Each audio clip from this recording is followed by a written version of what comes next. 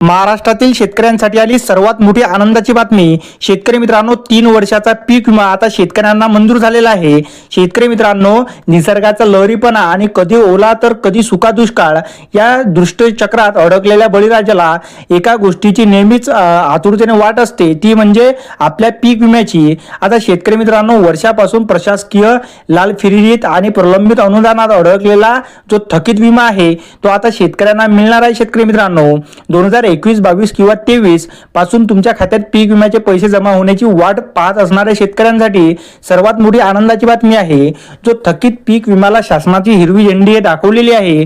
म्हणजे शेतकरी मित्रांनो, गेल्या काही वर्षापासून विशेषतः 2021 पासून राज्यातील अनेक भागातील शेतकरी पीक विम्याच्या प्रतीक्षेत आहे। नुकतेच फेब्रुवारी आणि मार्च महिन्याच्या सुरुवातीला काही शेतकऱ्यांना पीक विम्याचे पैसे सुद्धा वाटप करण्यात आले। तसंच त्यांचा विमा 1000 रुपयांपेक्षा कमी होता। अशा खरीप आणि रब्बी 2024 च्या शेतकऱ्यांनी हे रक्कम मंजूर सुद्धा करण्यात आली। पण आता सर्वात मोठा प्रश्न आहे तो म्हणजे 2022, 23 आणि 24 यामध्ये शेतकरी मित्रांनो 110% अधिक नुकसान झालेल्या शेतकऱ्यांनाच प्रत्येक शेतकऱ्यांचा जो पीक विमा योजनेच्या पोर्टलवर 73,000 रुपयापेक्षा कमी रक्कम असते ते काही शेतकऱ्यांना मिळालं नाही। पण आता शेतकरी मित्रांनो, 2022, 23 आणि 24 चा विमा सुद्धा शेतकऱ्यांना मिळणार आहे। शेतकरी मित्रांनो, आता कोणत्या वर्षासाठी किती निधी मंजूर झाला ते बघूया।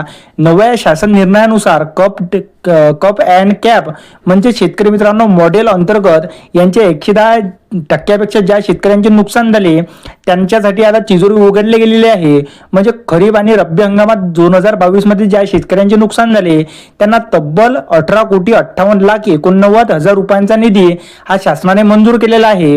त्यानंतर खरीप हंगाम 2021 साठी शेतकऱ्यांना 12,70,000 रुपयांची रक्कम ही मंजूर झालेली आहे। शेतकरी मित्रांनो, आता शेतकरी मित्रांनो हे पैसे तुमच्या बँक खात्यात लवकरात लवकर जमा होणार। आता पुढील प्रतीक्षा कशाची आहे तर हा निर्णय मोठा असला तरी अजूनही काही जिल्ह्यांचे अनुदान मिळणे बाकी आहे। उदाहरणार्थ 2024 चे पूरक अनुदान जे नांदेड जिल्ह्याला, यवतमाळ जिल्ह्याला, हिंगोली आणि परभणी जिल्ह्याला मिळण्याचे बाकी आहे। त्याचबरोबर 2023 चे जे सोलापूर जिल्ह्याचे अनुदान आहे आणि पीक विमा आहे तो सुद्धा त्यांना आता 3-4 दिवसात मिळणार आहे। शेतकरी मित्रांनो, म्हणजे हे सर्व शेतकऱ्यांसाठी आनंदाची बातमी आहे। आणि जो खरीप 2025 चा पीक विमा आहे तो सुद्धा आता शेतकऱ्यांच्या खात्यात जमा होण्यास सुरुवात होणार आहे। शेतकरी मित्रांनो, म्हणजेच कॅल्क्युलेशनचे काम झाल्यानंतर हे अंतिम टप्प्यात आहेच, पण आता हे काम 1 ते 2 दिवसात होणारच आहे। त्यानंतर तुम्हाला 10 एप्रिल पर्यंत विम्याची रक्कम तुमच्या खात्यामध्ये यायची शक्यता आहे। शेतकरी मित्रांनो, व्हिडिओ आवडल्यास व्हिडिओला लाईक आणि चॅनलला सबस्क्राईब नक्की करा। धन्यवाद।